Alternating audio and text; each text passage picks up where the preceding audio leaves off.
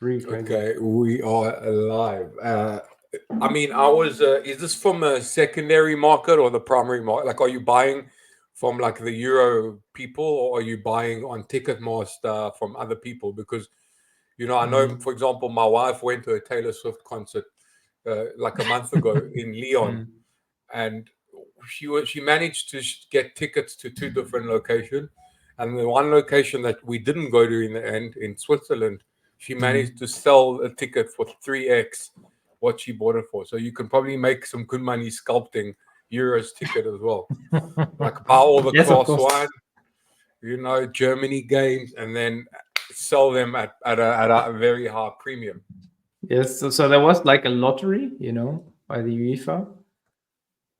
But I actually participated, but I wasn't lucky.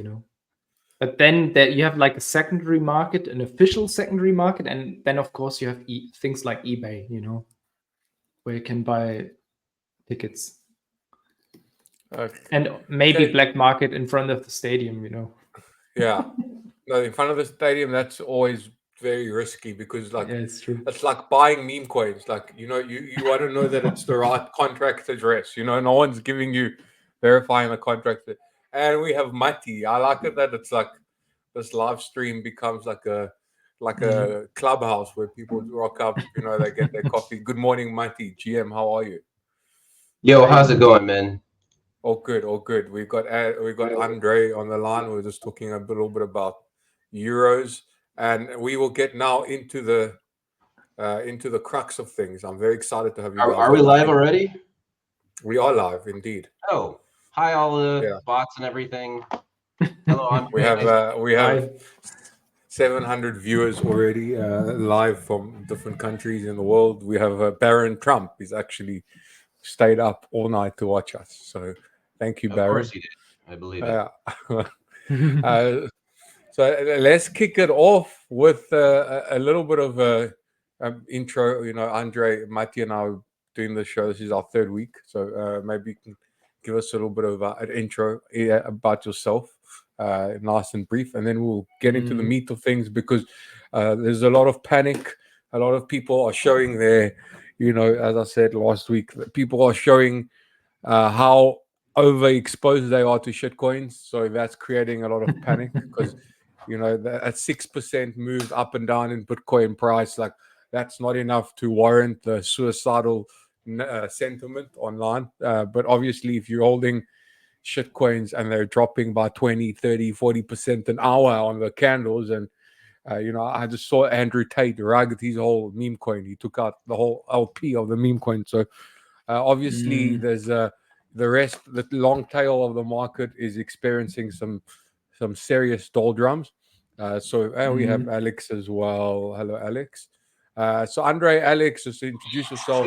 Tell us a little bit more about who you are, what you do, and Mm. then we'll get straight to it. We want to try uncover what is going on, what the f is going on with Bitcoin and altcoins, and I think the main question now is maybe we can try and pass it through with some data, with some charts. Is will that 60K sort of support? Will that are we going to keep ranging, or do we have like another leg down, and then that brings in the question of do we stay in a secular bull market?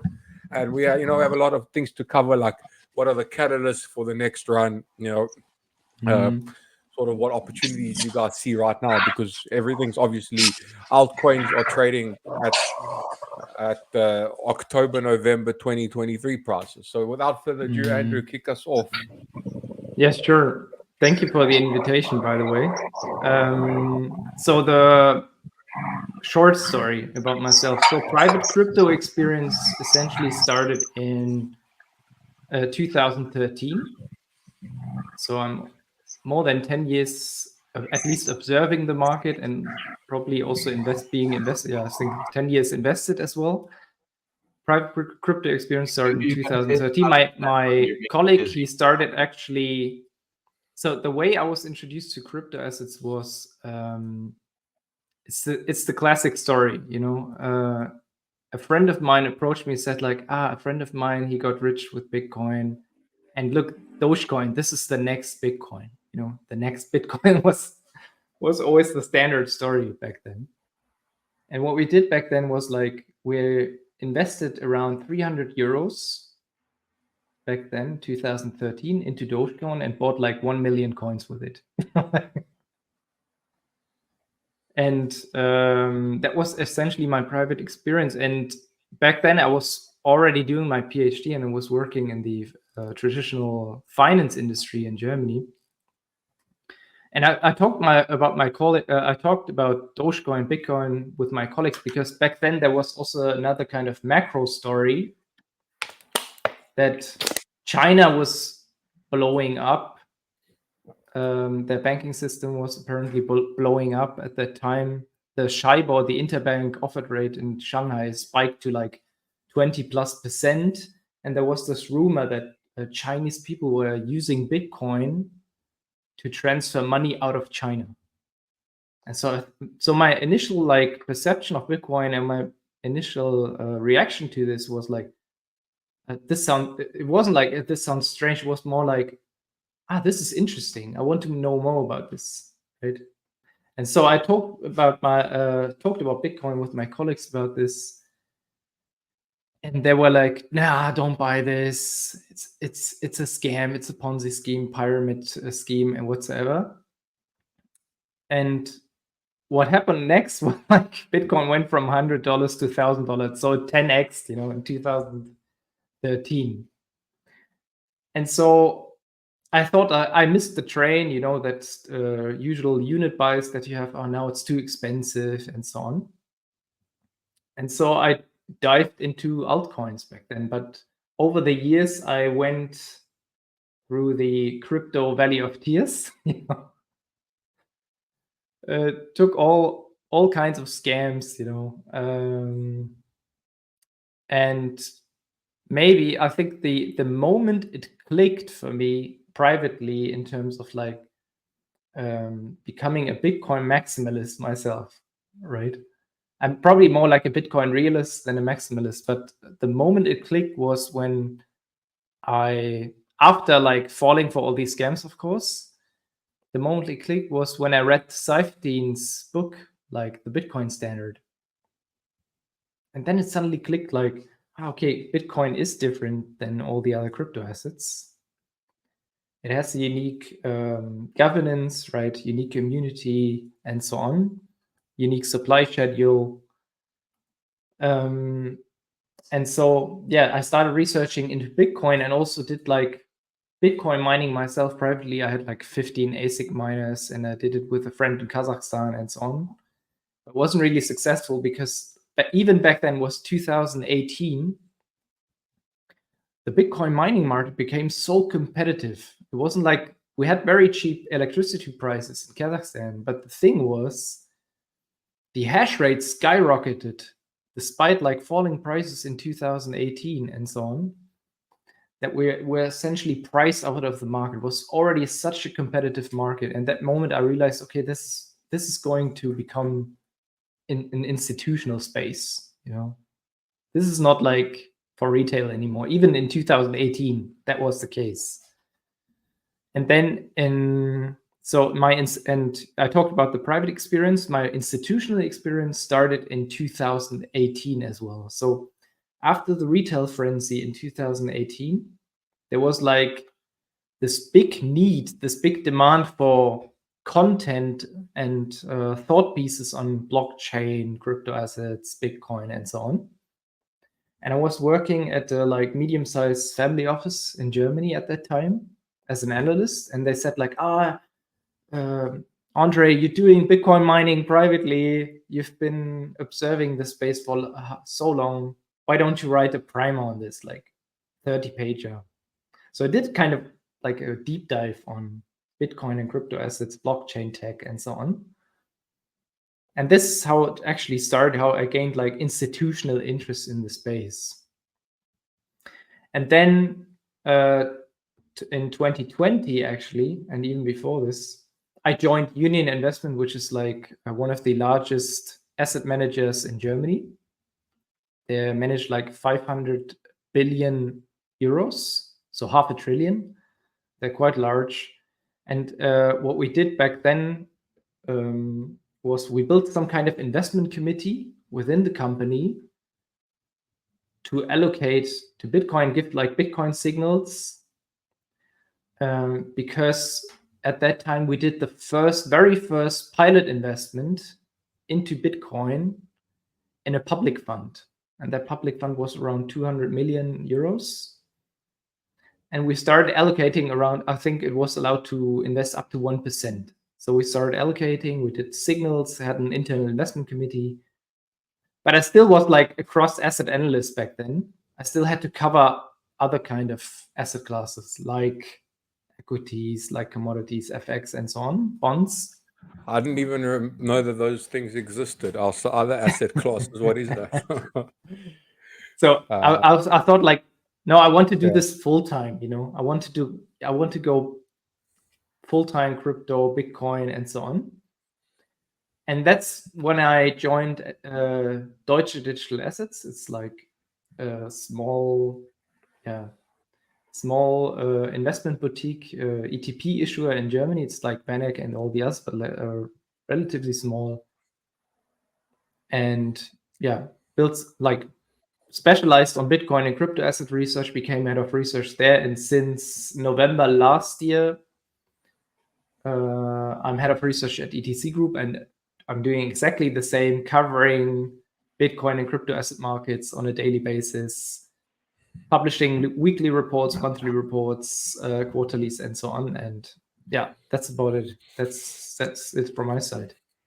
Cool, thank you, Andre. That's a wonderful background that you got there, and we'll definitely utilize that to dive a little bit into the charts. But first, time for Alex to get his big welcome to the breakfast show. Good morning. Good morning. Yeah, it's lunch for me, so we're gonna have to do this over a different set of food. But Alex Davis used to be the head of the chief innovation officer for the Tezos Blockchain's Israel office. Now I'm the founder of the Maverick Network and a dApp called Maven Finance. Maverick is a layer 1 blockchain designed specifically for building an ecosystem of interoperable tokenized real world assets. And Maven being one of the first dApps on the chain, which is a full DAO controlled by on-chain full DAO that's actually operated on-chain and is peer-to-peer lending, multi-collateral vaults, will support RWA lending, and has built-in decentralized oracles. So it's really, as I like to call it, it's a digital co-op bank. First time I got into Bitcoin, I'll keep this really short. But I found out about Bitcoin in about 2011, was thinking about setting up a miner in my dad's office, didn't do it, re-enlisted in the military, and then found out about Bitcoin and crypto when I was in university, and then didn't dive into it properly until about 2017 was when I started, like the right before the run up of the bull market. Dove into it fully in terms of how the tech worked in 2018, and then from there basically just drove it could, well, I guess changed my life, changed my career path, changed everything I can think about the future of how we're going to interact with digital value. So that's me. And Matty probably needs no introduction whatsoever, being the superstar that he is. It's good to see you here. Yo, man, it's been a while. Dude, you're on mute. I had a bit of a cry earlier today when I heard that you're going to California in a couple of weeks, which means I might have to intermittent fast and wait till like California morning to do the breakfast show. Well, the time difference works out okay. It'll only be like 1 a.m. in California. Yeah. So, should be no issues to participate as long as, in the breakfast show. Yeah, we'll take it as it comes. But for now, we have living in the moment. We have now. Hopefully, Bitcoin will still be around by the time you go to California. Everyone's saying that Bitcoin's dead. So why don't we go around?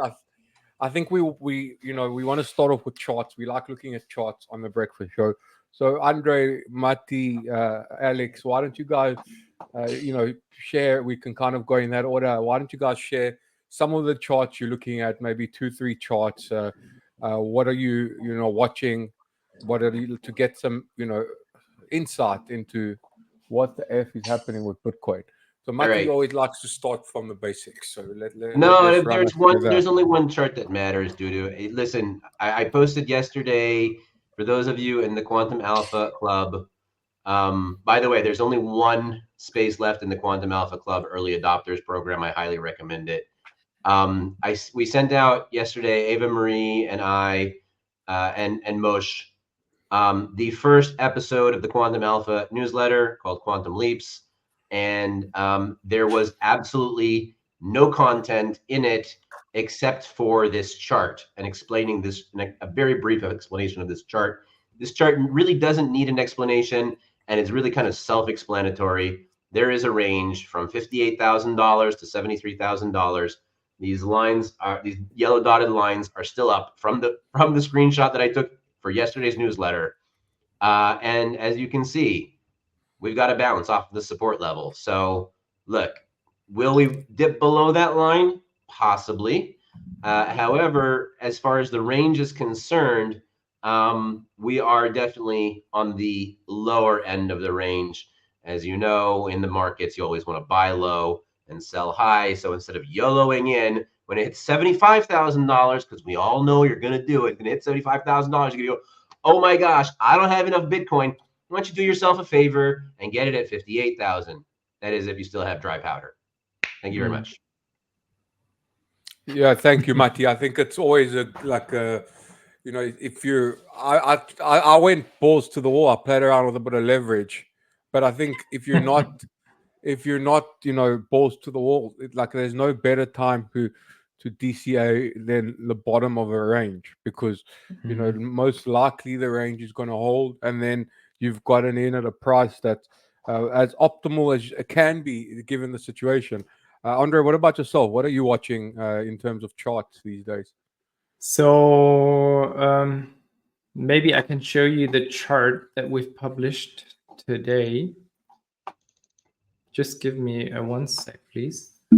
So we published a piece today about half an hour ago where we claimed that the market has become so bearish, sentiment has become so bearish, positioning has become relatively lopsided, one-sided, that the risk reward is definitely asymmetric, meaning there's probably more upside opportunity than downside risk. So let me share this chart with you.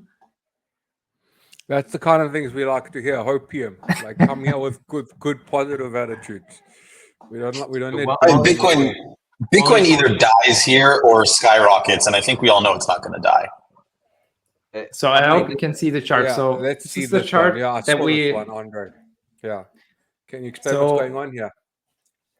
I mean, Maddie, you've just shown the price chart. That's definitely the most important chart, right? But I think the second most important chart is in the lower panel, which is the crypto asset sentiment index that we calculate, consists of 15 different indicators: positioning, sentiment, flows, crypto hedge fund beta, and so on. So what you can observe is, like, in terms of this whole conundrum of indicators, so we revisit these April lows, right, yesterday, and crypto asset sentiment has declined as well to these levels that usually indicate some kind of tactical bottom. I mean, just to name a few indicators, so crypto hedge fund beta, and I say crypto hedge fund beta because we measure, like, from all global crypto hedge funds, and there's a time series for this that measures, like, the performance of all global crypto hedge funds. We measure the market beta to Bitcoin on a 20-day rolling basis. The reason why we're doing this is if you have a low beta, lower than 1, this implies that crypto hedge funds, on average at least, they have a lower market exposure than Bitcoin, meaning they have probably de-risked their portfolio, right? Either they've hedged via short futures, they bought some puts, right? Or they bought stable coins, they hold cash, right? Because otherwise it's very hard to get, like, a beta below 1. So, and what happened to the crypto hedge funds beta on a 20-day rolling basis is it fell to a 4-year low, meaning crypto hedge funds, they've de-risked their portfolio by the most since 4 years. They're very much on the sidelines right now, right? Positioning very much on the sidelines, at least for crypto hedge funds. And they're one of the biggest buyers.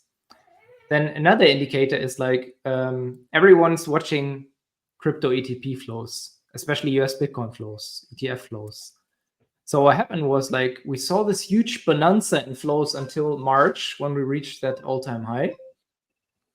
And since then, it has more or less decelerated. And more recently, we saw the second highest weekly outflow on record, right? So it was huge outflows, also a sign of like bearish sentiment, right? Then if you look at on-chain data, for instance, what I'm looking at is like short-term holder spend output profit ratio. It measures like how the coins by short-term holders have been spent relative to their cost basis. And this metric has dipped to 0.96, meaning coins spent by short-term holders, which are like the weak hands, the lettuce hands, right? Not the guys with long-term conviction, right? These guys spent their coins on average with a 4% loss more recently. So they've essentially capitulated. And so taking all these like kind of indicators together, it paints a picture so that, like, as I said, like sentiment's really bearish, positioning is lopsided, so it really increases the probability of a tactical bottom here. I'm gonna show some of my own graph, and we'll move to Alex. But I'm curious, Andre, how do you measure that sentiment on the crypto sentiment? Do you just call up hedge fund managers and ask their wives how they're feeling at home, or is there what's the methodology there? Yeah, goes to the park and looks up the dinosaur skirts. Is that sounds like a Jurassic Park kind of line? Jeff Goldblum. Yeah, it's not that sophisticated, so it's actually quite easy. So talking about crypto hedge funds, so like I said, there's a time series of daily crypto hedge fund returns. It's calculated by Nielsen Hedge. And what we do is, so you take the returns, the daily returns, and you compare them with Bitcoin. The beta, you can calculate the beta, which is the sensitivity of returns of those crypto hedge funds, right, to Bitcoin. And like I said, if it's below 1, it implies that so they have less exposure, market exposure, than Bitcoin itself. And there are only a couple few crypto assets like Tron or like some exotic stuff that has I think Lido. They have like a beta lower than 1, lower than Bitcoin. But most of the altcoins, they have significantly higher beta than Bitcoin. Yeah, it's like Solana, it's like close to a beta of close to 2. So it implies they have really de-risked their portfolio, either stable coins, short futures, or like long puts. Okay, so you're using like the proportion of stable coin to actual crypto exposure as sort of a proxy for how they're feeling about the market. No, it's like the crypto asset sentiments that you just saw. It comprises of 15 different indicators, including this crypto hedge fund beta. Okay, so you've got a lot going on here. So let me show you. You talked about short-term holders. It's got everything in it. Yeah, a bit of everything. Cold brew. Almost everything. Indicator. Irrelevant. I mean, why waste your time with one indicator, right? Or MACD or an RSI or something. You got to have all of them. Yes, I mean, you want to have confluence, right? You always want to have confluence of different indicators because you always get like some bullish pockets, some bearish pockets in the market, right? And you want to have like the majority of them should be bearish, right? Yeah. Don't look at me, man. I'll try anything once. I mean, that's the goal, to find an indicator that sort of encompasses them all and acts as a leading indicator, and then you never have to work a day in your life. But if we had leading indicators, we would probably be on the beach somewhere in Tahiti. But it's not leading indicator. And I told you, the Alpha Club. You get all the leading indicators right here in inbox. It's more like coincident indicators. So, but the beauty is, you can I mean, coincidentally, you can identify, a tactical bottom. We know it's not like a leading indicator that the price will rise. It just increases the probability that the price will rise in the short term, at least, right? That's what this indicator does. Like, yeah. So I want to share two indicators. The one that I have on the screen right now is short-term holder realized price. So the realized price is the, Andre mentioned it a bit earlier. It's the price at which the Bitcoin's last moved. And if you see here, the realized price right now, short-term holders are actually selling at a loss because the price is under the realized price. And if you look at this chart, you can see that all the way back from October 2023, the realized price has acted as a sort of floor for the Bitcoin price. So the short-term holder realized price. So that's something to watch. Like, as you mentioned, the lettuce hands are losing. So, is that going to be a catalyst, or is the floor in for the next wave up? And another graph that I want to share comes from our Yalla Bitcoin's very own New Hedge, which is they just put out. Alon, the New Hedge CEO, just sent me this brand new dashboard of funding rates of derivative data. So if you see over here, the funding rates is quite deeply negative, and it hasn't been like that in a long time. So for those of you who are less aware, funding rates are basically the interest that people pay that the longs pay to keep their futures position open. So when there's bullish sentiment, there's obviously a lot of demand to go long and keep those futures position open. What so the funding rates are paying to hold Bitcoin? I don't get it, man. Like, who would pay to hold Bitcoin? Like, just put it in your wallet, dude. Yeah, it's their leverage position, so they're buying more. Think about it this way: they're the ultimate bulls because they're paying to borrow to buy extra Bitcoin. Okay, that makes a lot more sense. Yeah, but for now they're getting paid to buy extra Bitcoin. So the negative funding rates means that those bulls that are brave enough to get keep paid to borrow Bitcoin, to borrow and buy more Bitcoin. Which platform can I do this on? I mean, any platform that has negative funding rates right now. It's not something common, but like, you could. I think most. I'm lazy and like most. I think Binance, Bybit, Deribit. I think most of the big derivative exchanges will have negative funding rates. The question is how much. You're not going to retire from opening a long position and collecting the funding rates, but maybe someone can shed light, because what I've heard is that people have been like playing a trade where they've been shorting spot and then buying they've been shorting futures and collecting the funding rate and then going long on spot, and that kind of the carry trade. Is that profitable right now? Like, what do you guys think about that? Yeah, well, you can actually do this. Probably make $5 a day or something if you're really savvy. So what you can say, like, definitely the funding rate, or like, Bobby, go ahead, please. Yeah, I mean, I think a lot of these things tend to get, for the average user, they end up getting arbitraged by someone larger and bigger than you, and they end up, kind of equalizing more than the average person can actually arb them and make a buck on it, as Matty said. But when it comes down to it, is essentially, I mean, because to not just drive off that tangent, is if you look at, like you were saying, due to the average price of the short-term Bitcoin holders capitulating. If you look at the price per Bitcoin, the production price per Bitcoin, we're under that currently. And if you look at Bitcoin's performance post the halving, we're at a low. And so that's what I was saying before. The only price that really matters is looking at what happens in the Bitcoin halving afterwards in that area, and stop trying to snipe every single little small trade.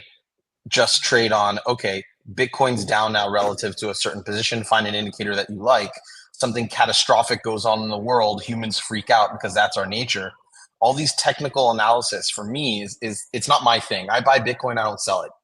Like I was thinking, like what Matty said, you buy Bitcoin, you put it in your wallet, and you hold it off to the side. It's your money under your mattress type of thing. But if you're like looking for places to snipe all the bad news. Every single time you see a tragic day and people freak out, buy.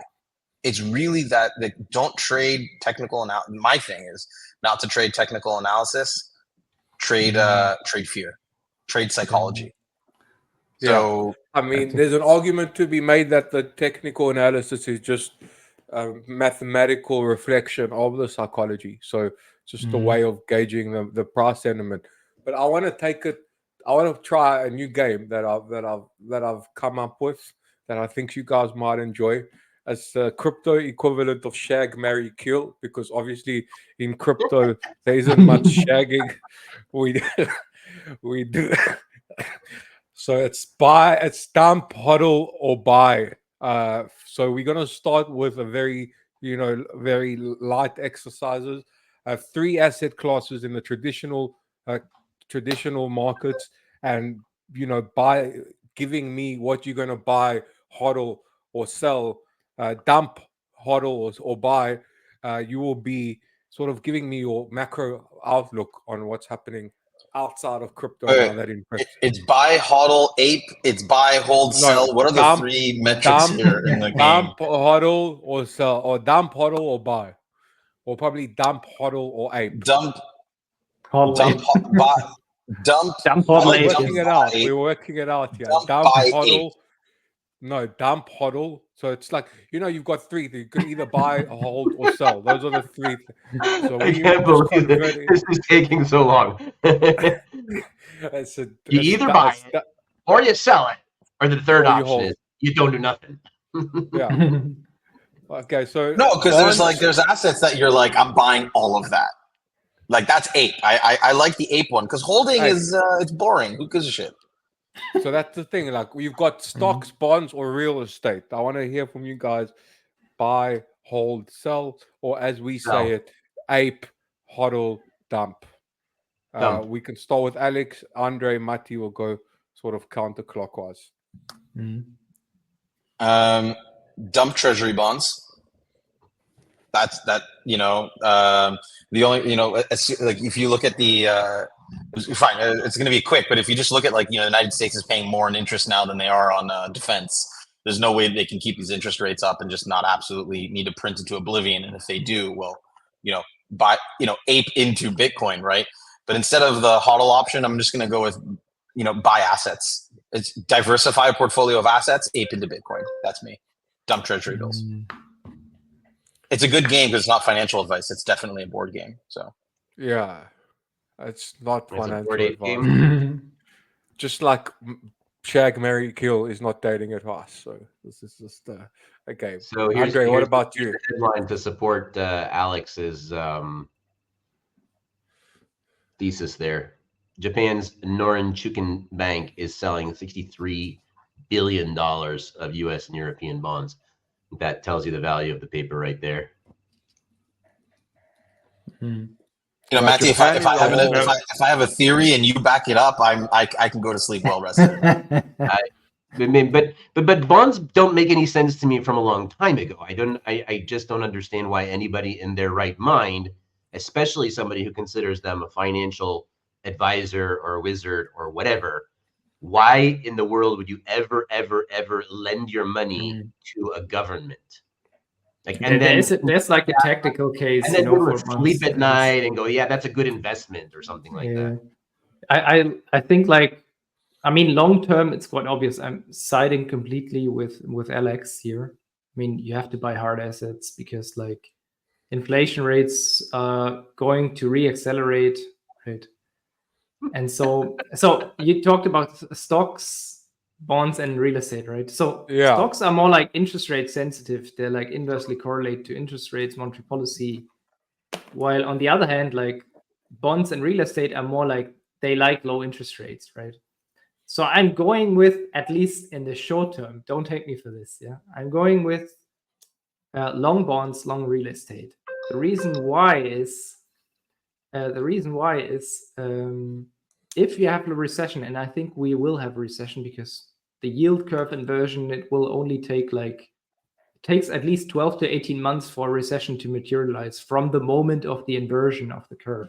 So I still believe in the veracity of the signal, of the yield curve. Have we not been in a recession so- for the last like 2.5 years? Or I mean, I don't know. Not officially. It feels like a recession to me.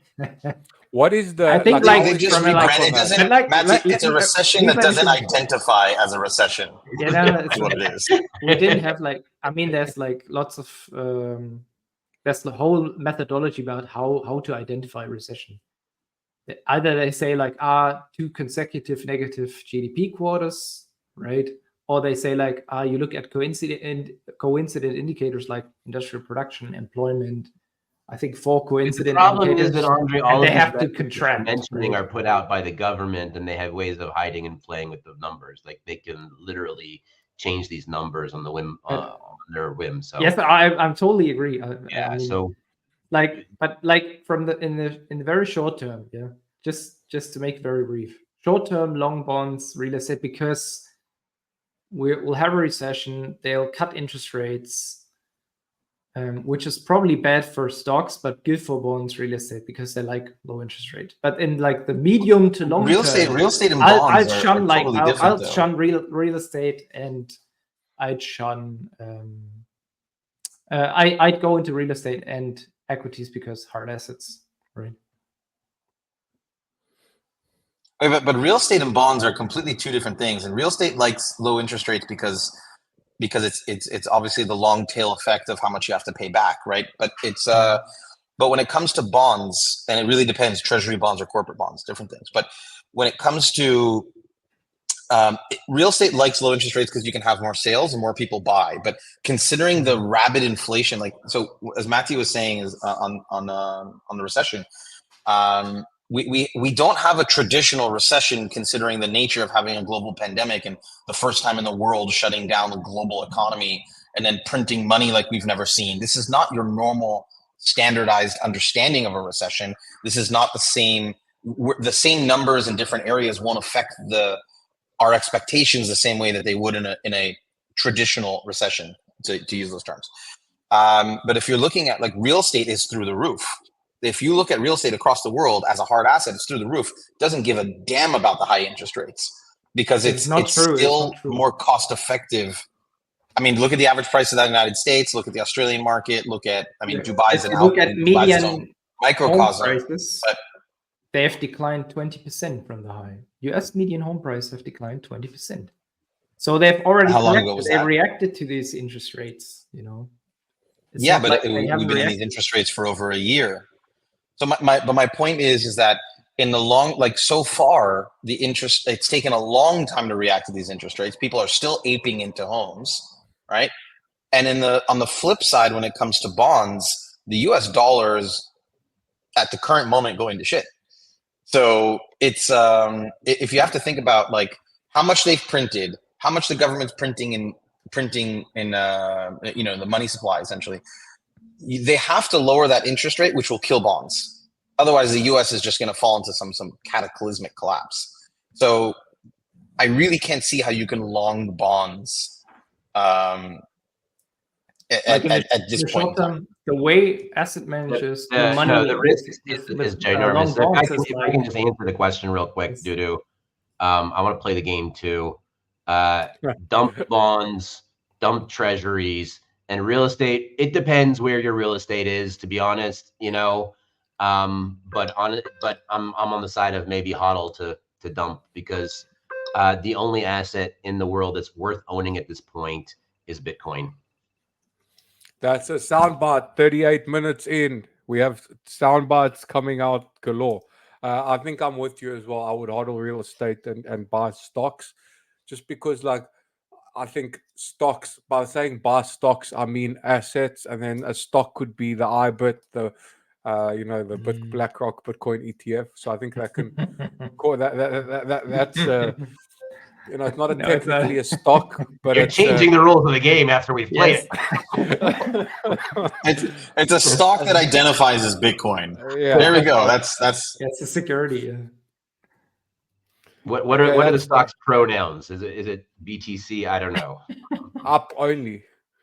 If you ask a VC, or it's probably dump on public. But that's my opinion on IPOs. I'm pretty sure that the price of Bitcoin is being manipulated at the moment, because for the simple reason that, you know, they want to buy it. We were discussing this yesterday on the Twitter Spaces and Quantum Expeditions Twitter Spaces. But basically, you know, they're even going to buying whole wallets at the moment, you know, rather than report those transactions on the market. We discussed in last week's show how, you know, there's $2 billion worth of volumes on these spot ETFs, but the outflows, you know, maybe a few million. And then everybody's like, oh, there's a few million outflows, with like the volumes. Like, look at the volumes are huge. There are a number of ways that they could likely inflate. I believe that we should be very cognizant of auditing these ETFs and holding BlackRock and the like accountable and saying, okay, where, you know, you have this much open interest, where's your Bitcoin? Show us the public keys so we can verify that you have Bitcoin. If I were an investor in any of those, I would certainly not. I would certainly be demanding to see them immediately. But of course, I'm not going to ever invest in those, because I don't have to worry about whether or not they've got it to back it, because I can see the Bitcoin in my damn wallet, and that is for me certainly preferable. So Well, I think Matthew, that there's on your probably point a of number that, of ways on they your can manipulate the price of Bitcoin that eventually will get discovered, and that'll just blow the whole roof off of the whole thing, because digital scarcity is the innovation here. The fact that there's only ever going to be 21 million Bitcoin ever in the world, and, you know, 4 million of them are lost. Another 4 million of them belong to Satoshi and will never move again. You start getting a picture that is very scarce. I mean, the float on the market right now couldn't be more than 1 million, maybe a little bit more than that, Bitcoin out there that is buying and selling and trading on a daily basis. The rest is being hodled away by smart folks like the people who might be watching, or the bots who might be watching. In any case, look, they can only manipulate and suppress prices for so long. Eventually, the genie's going to escape the bottle, and we're going to see this thing fly. It's only a matter of time at this point. Matthew, on your point of like auditing the ETFs, I mean, one, they're regulated, which doesn't really necessarily mean much anymore these days. But So is two, FTX, and he had a freaking laundry list of regulations and stamps of approval from government authorities. Hence, the doesn't really mean much anymore. But to add to your point, even more, the problem is, it actually reminds me of like I think it was like the fourth kid at the Passover Seder, like the one that doesn't even know how to ask. And, you know, you're saying like, oh yeah, okay, the smart people just buy Bitcoin, put it into their wallets, like, you know, us and hopefully the viewers are doing. But the people who are buying the ETFs don't know enough to say, hey, show us the private keys. Show us your public keys so that we can verify that you hold this Bitcoin.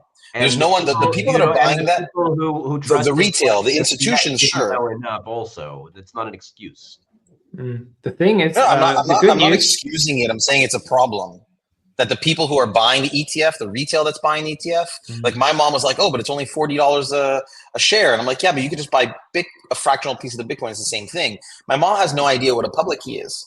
So you know, these retail buyers buying the ETF, it's like this oversimplified version of Bitcoin, and they don't know enough to ask for that transparency. It's written. the good news.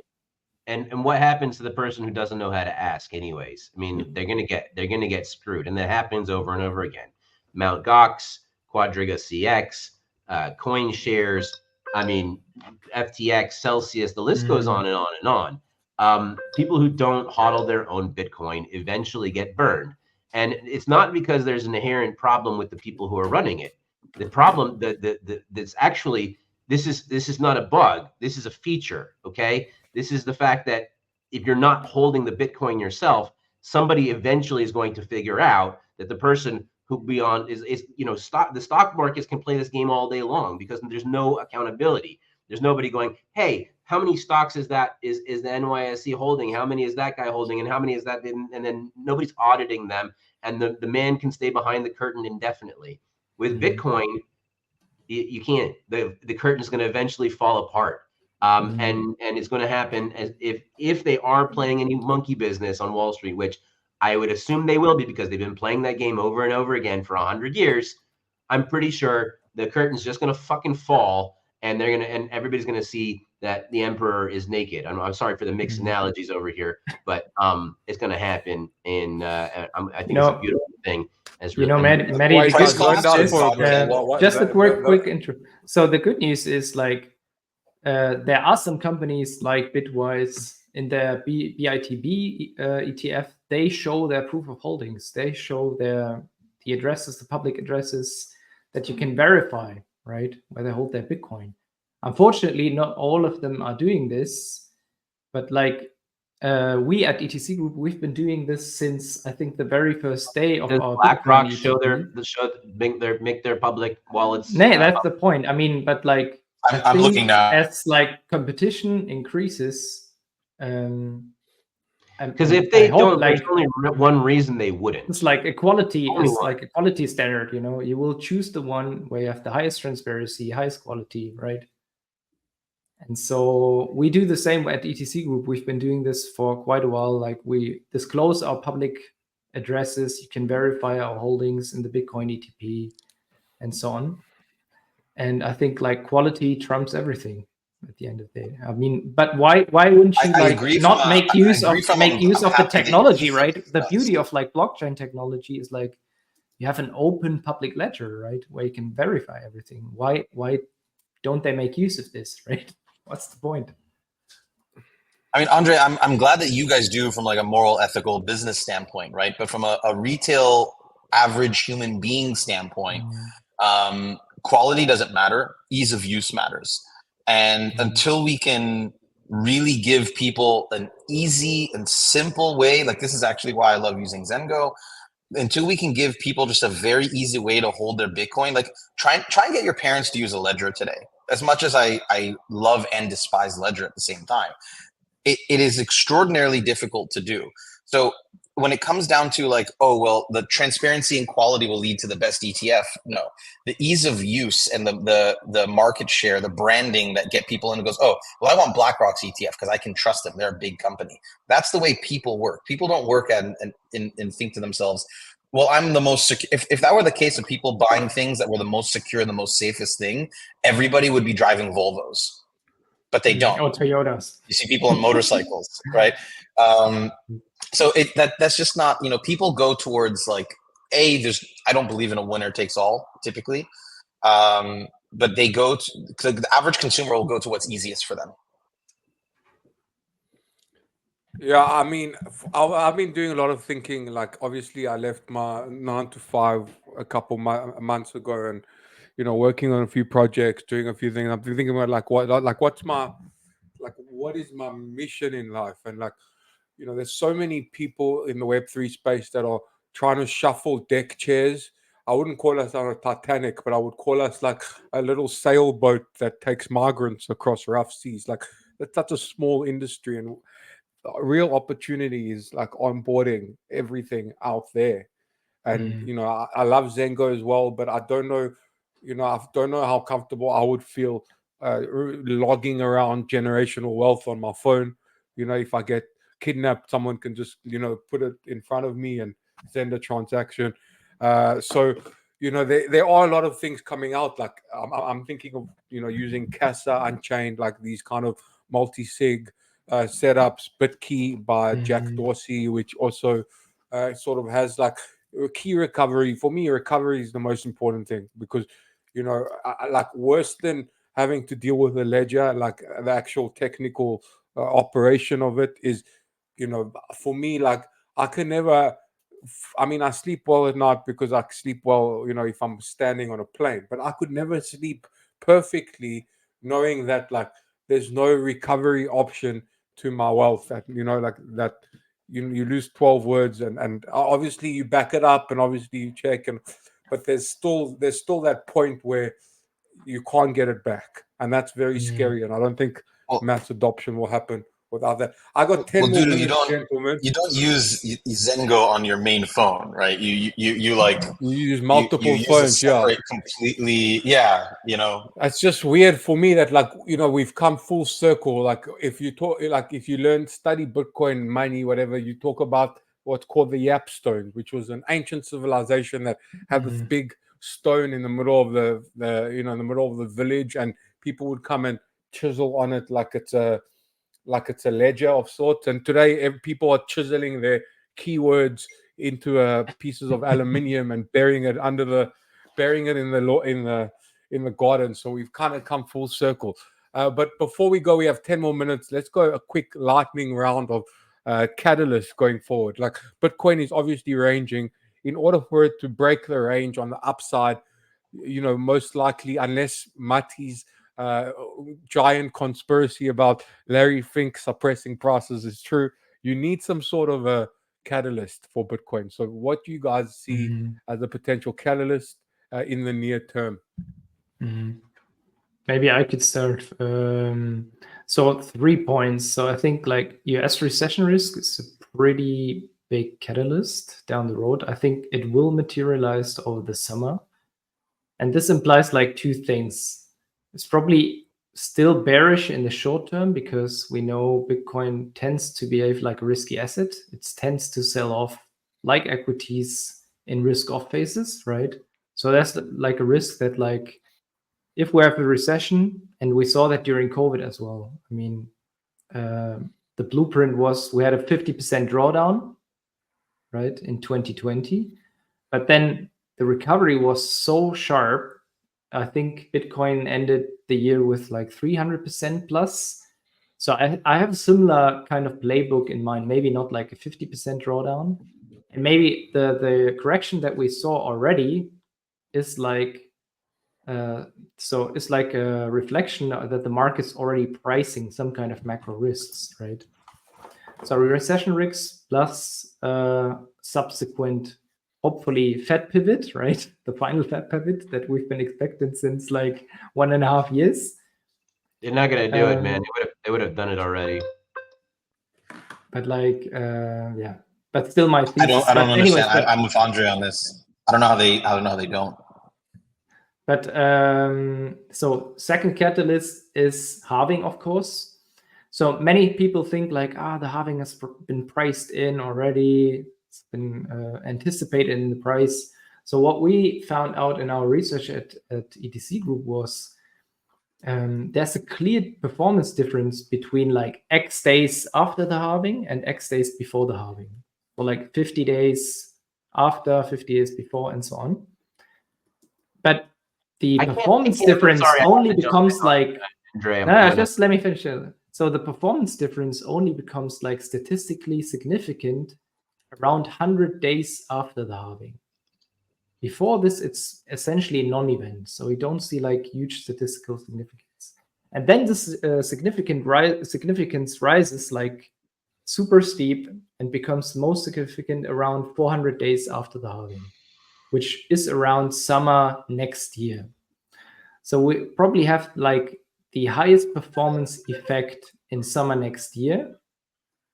And the halving effect itself will only kick in this summer in August, around August. So that's huge time lag.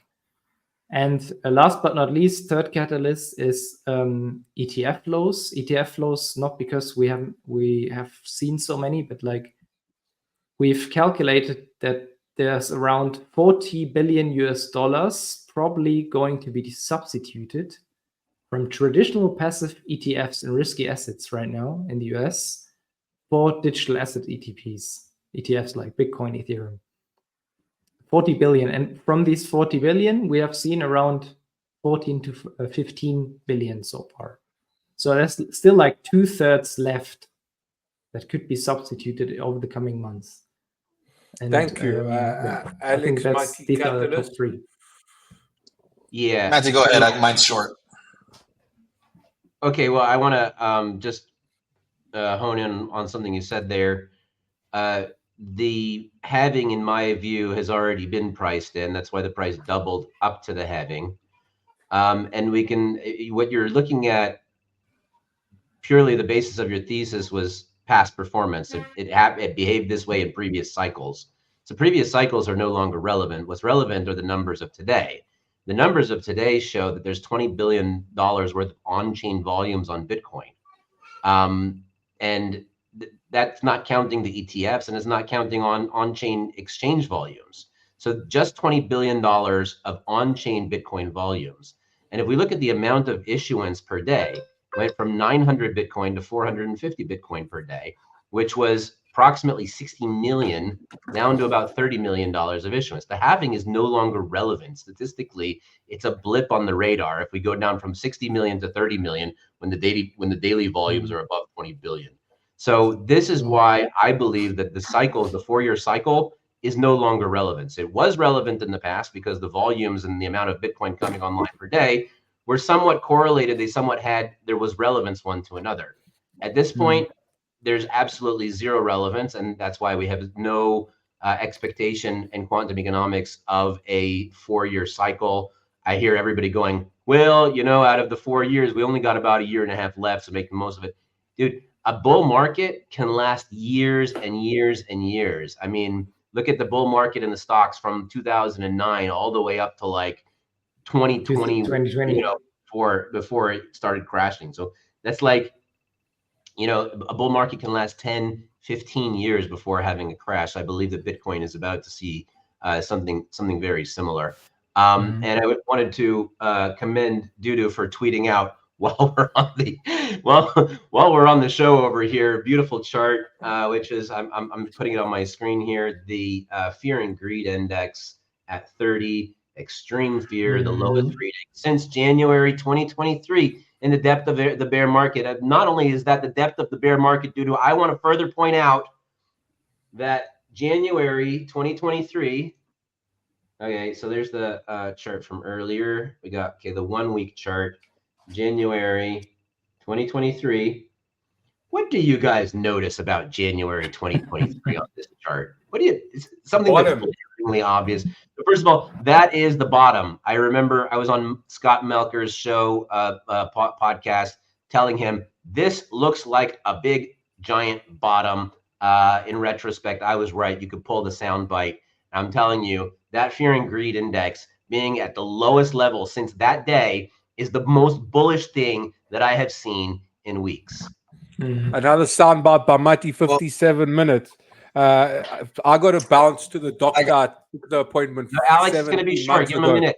So we're going to give Alex, and then I have a 1-word catalyst. You guys can probably guess what that word is. It rhymes with dump.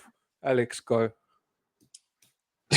Dudu, I remember talking to Alon a long time ago before the money printing of COVID, talking about hyper Bitcoinization.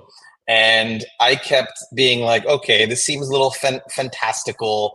God knows what's going to happen. How's this going to even take place, etc. And then the money money printer during COVID started.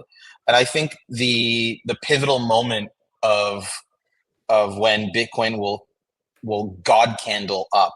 As Matthew's saying, it's like, the fear index is at this all-time high as we're at an all-time low, is when people really realize, or whatever catalyst will come to show that the dollar is absolutely getting demolished in its value. And at that point, you're going to see it's nothing to do with cycles. It has everything to do with the dollar going from $100, $100 on a Benjamin to being worth $1. And all different sorts of theories on why the U.S. government's doing that. But whatever catalyst drives that understanding of the U.S. dollar collapsing will drive Bitcoin God candle straight to the roof. That's me. Yeah, 100%. I think the macro is the biggest catalyst over here. For me, the number one catalyst is, inshallah, I pray to God every day that the cadaver in chief does not get a second term, because a Trump presidency would, if Trump gets elected that day, as I said, we're probably going to see a 10K hourly candle, like once the results come out, because there's rumors that he's going to speak at Nashville Bitcoin. He's definitely going to kick Gary Gensler out to all the wins, maybe even put him in jail. Elizabeth Warren will be neutralized, and pro crypto. It's not so much Trump. It's more the people that he'll surround himself with and put into very key positions in the administration will pump our bags, so to speak. So I think that's a good way to end it. A little bit of hopium. Thank you, Alex, Andre, Mati, for joining the show. I wish we could run it later and keep breakfast going the whole day, but obviously we got people Brunch. to do and things to see. So have a wonderful day. Enjoy the rest. And Say we will people see you to next do week. and things to see. No, that's your mind reading That's not things an the wrong way. I think I heard that. My dad used to say it that way. I'm gonna right, have to use that from now on. I'll see you guys. Brexit Wonderful clave day. on that. I'll see Thank you very you much guys for the later. invitation. See you guys. Bye bye. Thank you.